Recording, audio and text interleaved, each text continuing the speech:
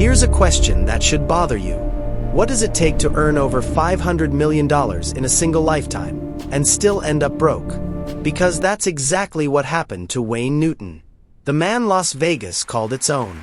The man who performed more than 30,000 shows. Who shook every hand, kissed every cheek, and made every tourist feel like royalty. He had a 40-acre ranch, a private zoo, vintage planes, Arabian horses, a lifestyle so enormous it had its own zip code. And then one morning, he walked into a federal courthouse and admitted he had nothing left. This is the story of how the greatest showman Vegas ever produced spent his way into disaster, and then, somehow, came back. To understand Wayne Newton, you can't start with the sequins. You have to start with a little boy in Virginia who could barely breathe.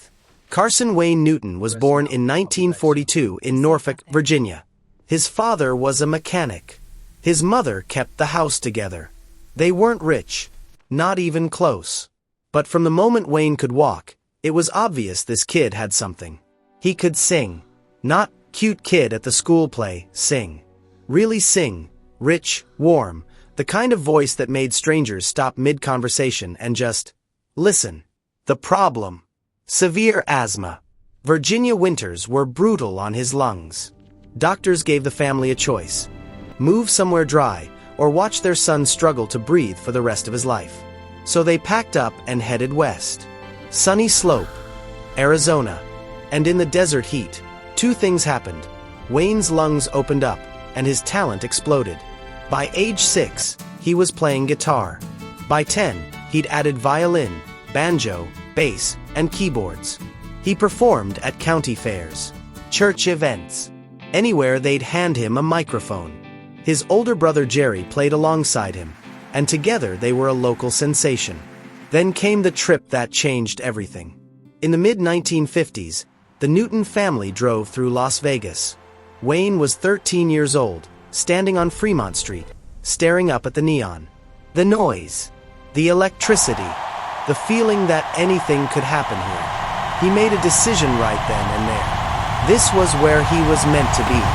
By 1958, Wayne and Jerry had landed a regular gig at the Fremont Hotel. Wayne was 16. 5 shows a day. 6 days a week. $25 each per week. And here's the thing, the money wasn't the point. The stage was. Wayne Newton discovered something about himself the moment he walked out in front of a Vegas crowd. He didn't just perform for an audience. He consumed them. He made eye contact with every single person in the room and somehow made each one feel like the whole show had been built just for them. You can't teach that. You either have it or you don't. Wayne Newton had it in abundance. By the early 1960s, Bobby Darin caught his act and was so floored he introduced Wayne to his management team. That led to a spot on the Jackie Gleason Show in 1962. Overnight, the kid from Virginia became a national name. Danky Schoen hit the top 10 in 1963. Then Red Roses for a Blue Lady. Then Daddy Don't You Walk So Fast. Number 4 on the Billboard Hot 100. 1 million copies sold. But it was Las Vegas where the legend truly lived.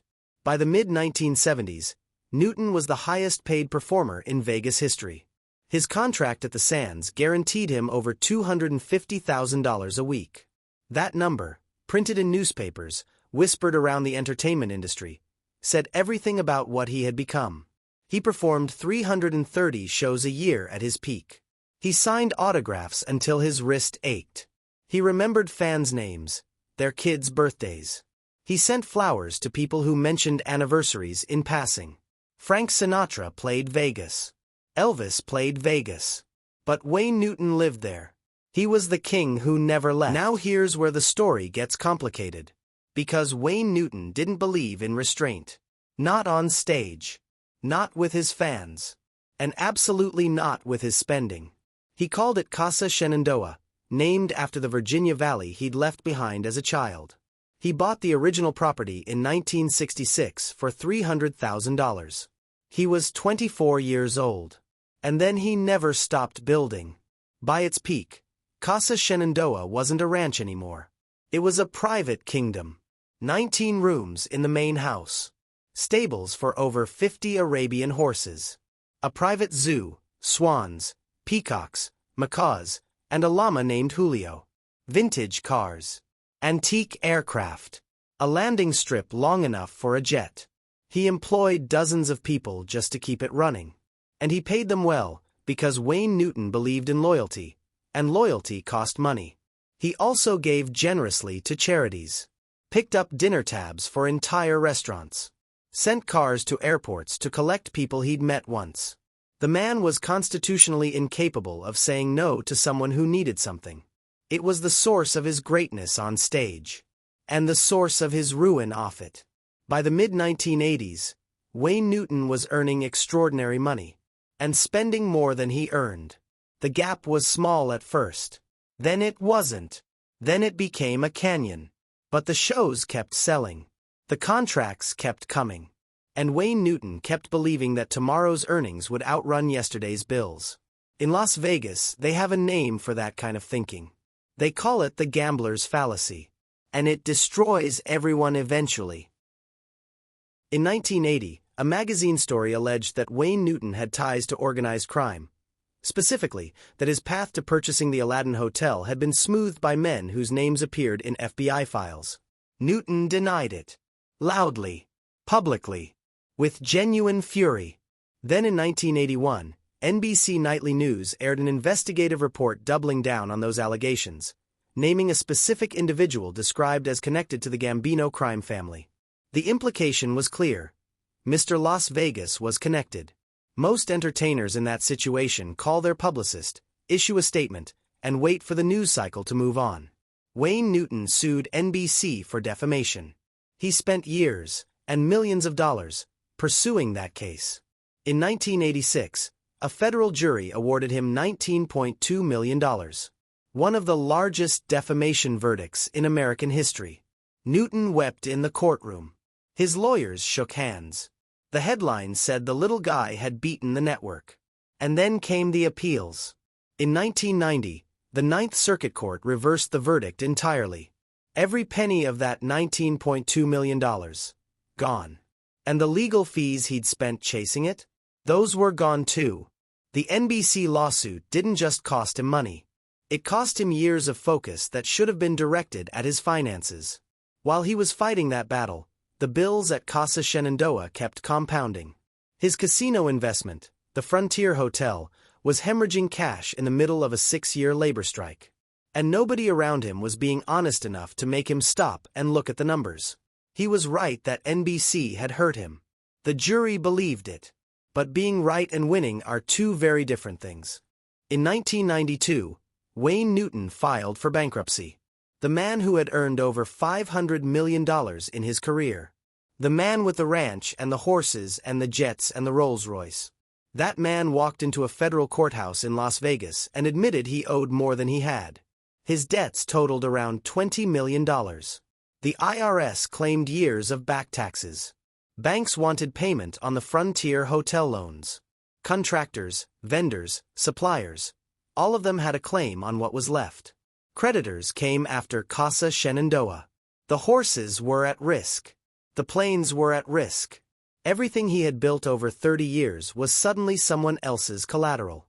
For a man whose entire identity was built on the image of abundance, on making audiences feel like the world was generous and full, the public nature of the bankruptcy was its own kind of devastation. But here's what Wayne Newton did. He kept performing. What else was he going to do? The stage was the only place the math still worked. 2 hours a night, he was still the king. Every other hour of the day, the bills were still due. Las Vegas is not a sentimental city. It implodes its history without blinking. It tears down what doesn't work and builds something shinier in its place. But sometimes, just sometimes, it holds on to something because it knows certain things can't be replaced. Wayne Newton was one of those things. As the bankruptcy wound through the courts, Las Vegas kept booking him. The showrooms kept calling. Because whatever was happening in the lawyers' offices, the audiences still came when Wayne Newton's name went on a marquee. And that, nobody could put a lien on that. He sold the Frontier stake. Restructured his debts. Negotiated with the IRS. Downsized Casa Shenandoah, painfully, but enough to stop the bleeding. In 1994, he began a residency at the Stardust. Then the Flamingo. Then Bally's. Then, in one of the great ironies of his career, the Venetian, the mega-resort that had helped make old Vegas irrelevant in the first place. He performed into his 80s. The voice changed the way all voices change with time. But that connection, that particular gift of making every single person in the room feel seen, never went anywhere. So what do we make of it? A kid from Virginia with damaged lungs who conquered the desert.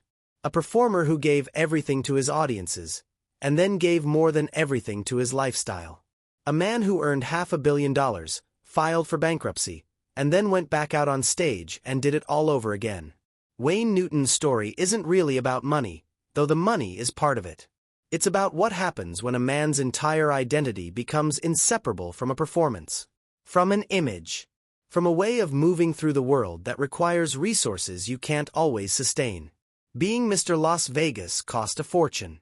The ranch, the horses, the planes, the generosity. None of it was reckless in the way we usually mean that word. It was something more human than that. It was a man who loved his life so deeply he refused to believe it could ever cost more than he could pay. The NBC lawsuit tells us something else. He was a fighter, not always a wise one. But that same stubbornness that made the lawsuit financially catastrophic is exactly what made him survive the bankruptcy. He didn't retreat. He didn't go quietly. He walked back out onto the stage, looked out at the audience, and gave them everything he had left. Which, it turned out, was quite a lot. The Sands is gone. The Frontier is gone. The Stardust is a memory. But Wayne Newton, still on stage, somewhere in Las Vegas, still making eye contact with people in the back row. Some debts you pay with cash. Some you pay with shows. And some, the kind you owe to an audience that gave you everything, you spend a lifetime paying back. If you made it this far, you already know this story hit different. Drop a comment below. Do you think Wayne Newton was reckless, or was he just too generous for his own good? I want to hear what you think. And if you want more stories about the people Las Vegas made and broke, subscribe. Because we're just getting started.